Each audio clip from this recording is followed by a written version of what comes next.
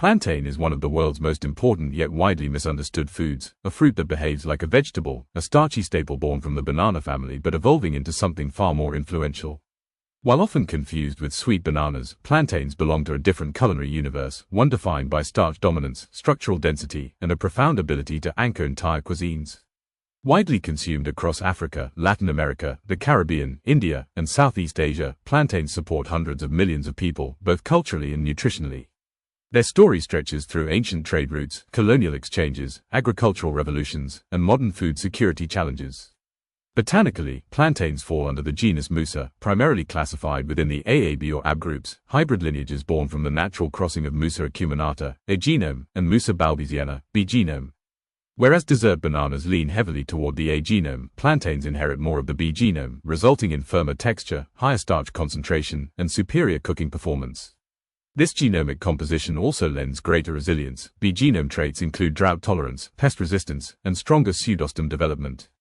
The fruit itself forms on enormous herbaceous plants, often reaching 3 to 7 meters tall, with thick, paddle-like leaves capable of catching wind like natural sails. The origin story of plantains points to Southeast Asia, particularly the region spanning Malaysia, Indonesia, and Papua New Guinea, where wild Musa species were first domesticated thousands of years ago. Through Austronesian navigation, they spread across the Indian Ocean to Madagascar and the East African coast. Later, they became embedded in West and Central African agriculture.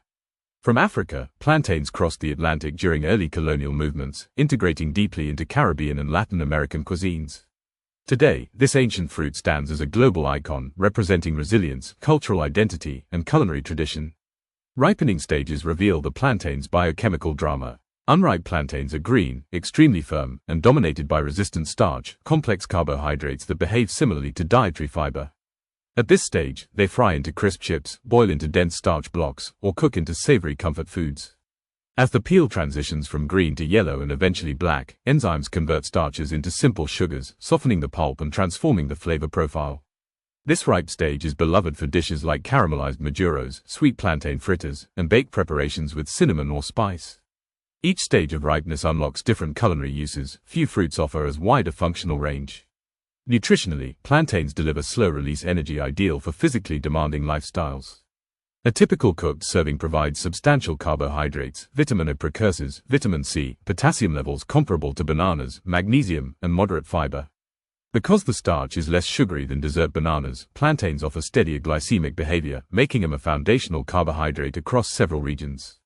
Fried preparations, of course, shift the nutritional balance, but traditional methods like boiling, steaming, and roasting maintain nutrient density. Culinary diversity is where plantains truly shine. In West Africa, they appear as kelewele, spicy fried plantains, ampesi, and stewed combinations with palm oil and peppers. In the Caribbean, they manifest as tostines, double-fried smashed plantains, mofongo, Puerto Rican mashed plantain with garlic and chicharron, and pastelon, a lasagna-style layered baked dish. Latin America's broader repertoire includes roasted plantains, plantain tortillas, empanadas, and soups.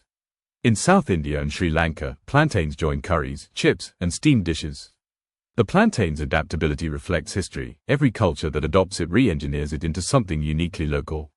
From an agricultural perspective, plantains are economic lifelines. They thrive in humid tropical climates, producing large yields with relatively low input. A mature plant can provide 10 to 20 fruits per bunch, and because plantains propagate via suckers, clonal shoots, farmers maintain continuity across generations. However, challenges exist. Diseases such as black sigatoka and pests like the banana weevil threaten production, though the B genome once again provides useful resilience. Scientists continue breeding programs to create resistant cultivars, preserving plantains as a crucial crop amid global climate shifts. Culturally, plantains hold symbolic weight. In many African regions, they represent hospitality. Serving plantain dishes to guests signifies respect and abundance. In the Caribbean, they evoke identity and heritage, appearing in rituals, festivals, and family gatherings. In Latin America, they act as comfort food linking people across borders. Across these communities, the fruit is far more than sustenance. It is emotional, communal, and historical. Economically, plantains support multi-million-dollar industries. Though they are not traded globally at the same scale as dessert bananas, they dominate local markets and regional exports, especially within Africa and the Caribbean. Their relatively long shelf life in the unripe state makes them valuable for transport and storage. Moreover, as global interest in traditional foods grows, plantains are gaining recognition as a healthier alternative to refined carbohydrates. Looking ahead, researchers view plantains as a key asset in global food security.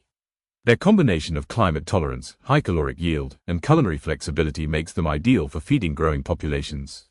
Breeding programs aim to improve disease resistance, enhance micronutrient content, and develop cultivars tailored for drought-prone areas.